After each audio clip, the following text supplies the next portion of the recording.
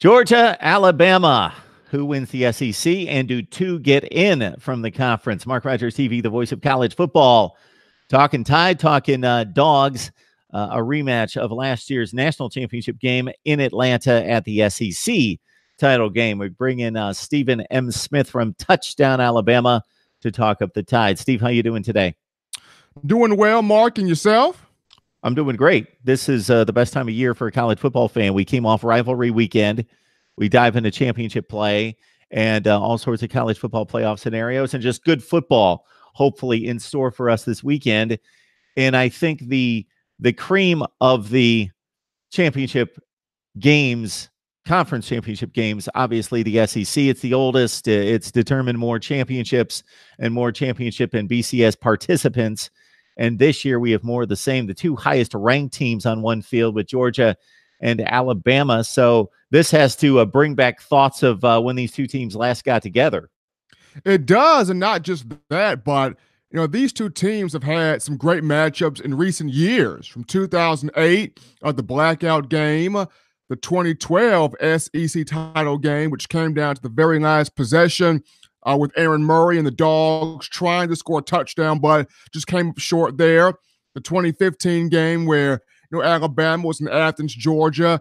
Derrick Henry, Jacob Coker both had tremendous showings. And, of course, you mentioned the 2018, or to start this year, national championship game, 2nd and 26. So what a treat for college football fans and analysts to have, Alabama and Georgia for the SEC marbles. And this one right here, it's been a great week of practice for the Tide. I've got a chance to hear a lot of pads pop, a lot of balls being tossed around, and Nick Saban and his coaching staff very much so excited for this one. Hey, Stephen, we'll break down all the scenarios in a second, but I want to get to the football. Alabama, Georgia, we know that the Bulldogs took a 13-0 lead. They had a 13-point lead later in the game. Tua comes into the game, changes things. It goes to overtime, and it's a prolific and epic ending from there. How do you compare these teams? Let's start with Alabama this year versus what we saw last year in regards to personnel losses, and then also some of those players that have emerged on the scene since then. It's a completely different team.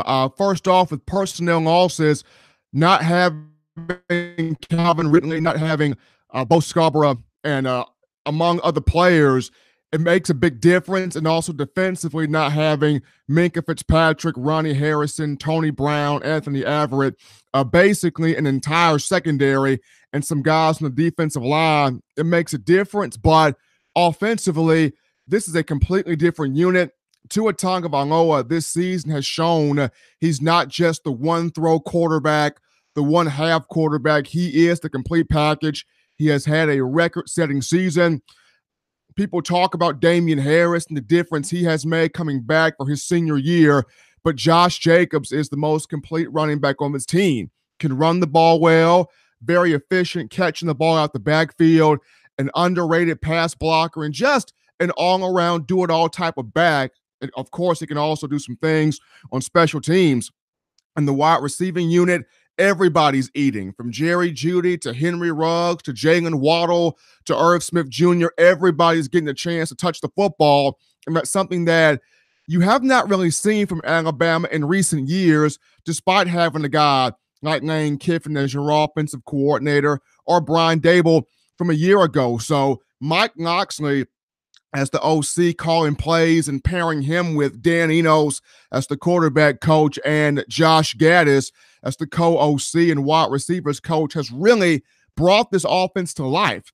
I mean, for the first time, Mark, when have you ever known a Nick Saban defense to take a backseat to anybody? You've never known that. So for the first time here, we have a Nick Saban defense taking a backseat to, guess what, the Nick Saban offense.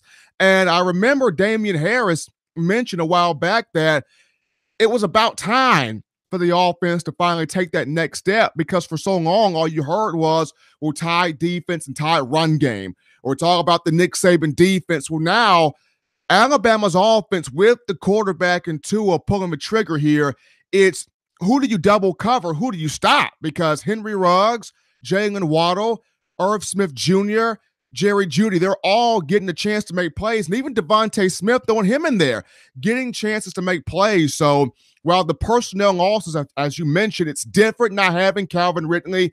It's different not having Bo Scarborough. It's different not having the dogs on the defense that you're used to seeing. But this team completely different. It's because of the guys on offense that have been able to step up. We're on the line with Stephen M. Smith from Touchdown Alabama, one of our very favorite guests from way back when. Steve covering the Tide, of course, and a matchup with the Georgia Bulldogs, as many of us expected preseason. So this was no surprise, unlike the emergence of Northwestern and Pitt in other conference championship games. So the question around college football for the second half of the season, Stephen, has been who can beat Alabama? Clemson is the first team that comes to mind for me. Maybe Ohio State in regards to a ceiling, but they certainly haven't played that role, haven't been that team for much of the season.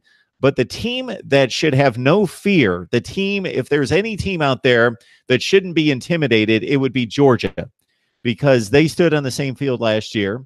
And sure, no Roquan Smith, no Nick Chubb, no Sony Michel, and we go on down the line.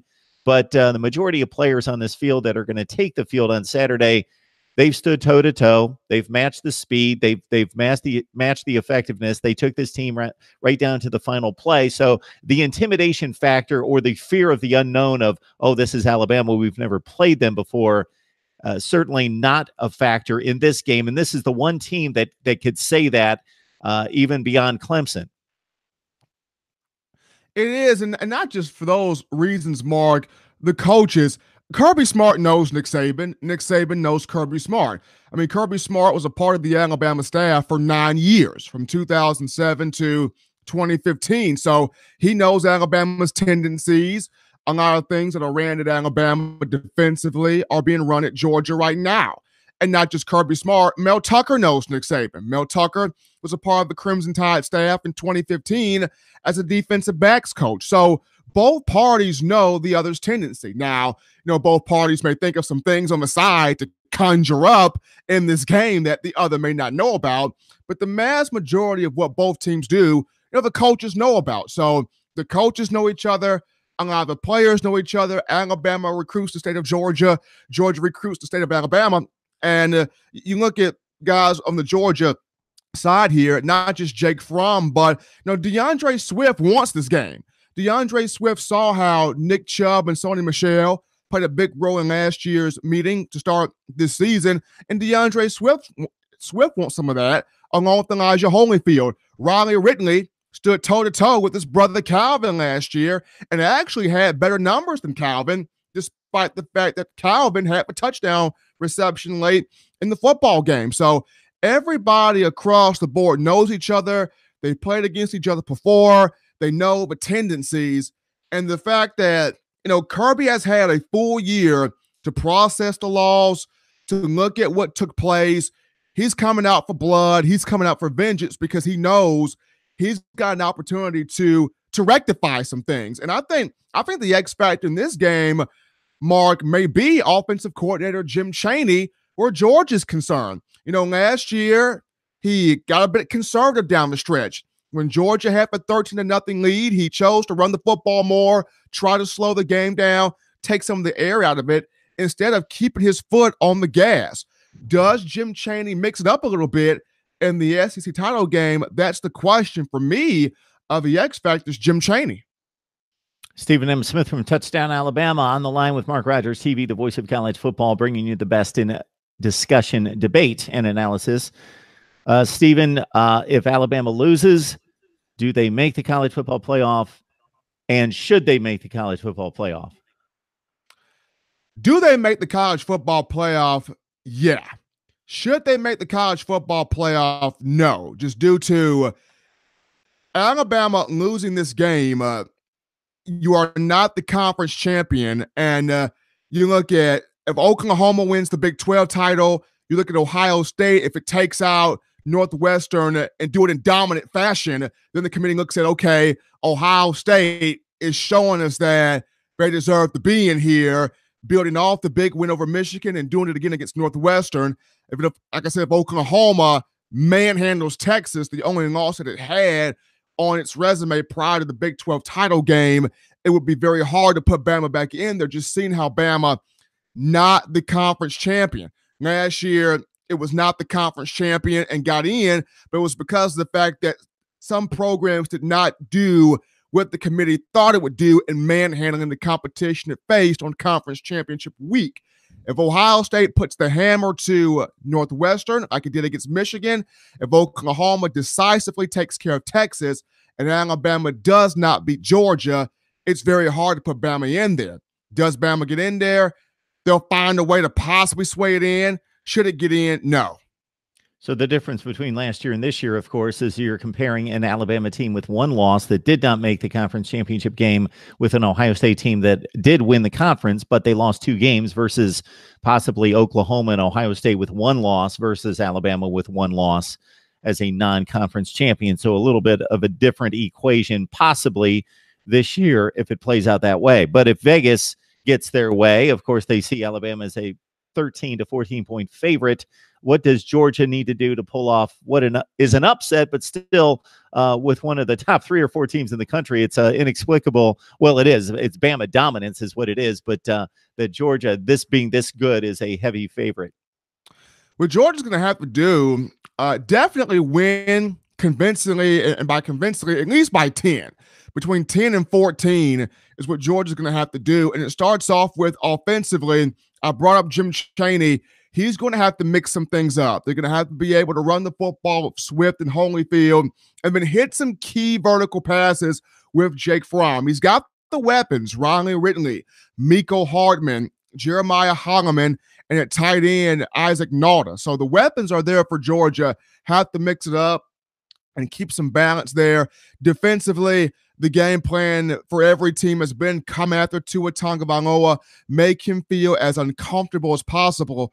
You're not going to completely shut down this video game-like offense, but if you can create some fear, if you can create some doubt, if you can create some uncertainty, knock them off their spot, provide some type of friction, keep the game close, and then find a way to pull away at the end and pull away decisively at the end, then that's going to be the key for Georgia. Mix it up offensively, defensively, create some doubt, create some fear in terms of Alabama. Because if you look at LSU and Mississippi State, the last 2 really good defensive teams Alabama has played, if those 2 teams had an offense worth looking at or worth noting, then those 2 games probably could have gone a lot different than what they went, because of the offenses from both teams were so pedestrian.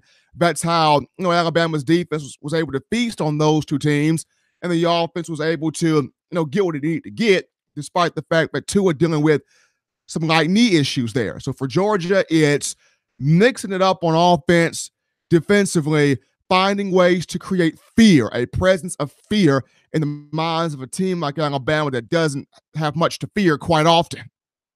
Yeah, and it seems as though if Georgia wants to take a page out of any team's defense, it would be Mississippi State's effort against Alabama. They had the 2 significant touchdown drives right out of the gate. Then Mississippi State was able to clamp down with those tremendous defensive ends and defensive line play with Sweat, Simmons, and Green to make life difficult on the Alabama running game. And obviously, as you mentioned, the pedestrian offenses couldn't keep up in any way, shape, or form, and it still resulted in a blowout win. But at least Mississippi State, and just watching the football being played on the field, was the one defense, in particular, LSU to a certain extent, but Mississippi State up front able to handle Alabama and make it a stalemate for much of the game. Stephen M. Smith from Touchdown Alabama, we assume that you will have your prediction available there at Touchdown Alabama later this week.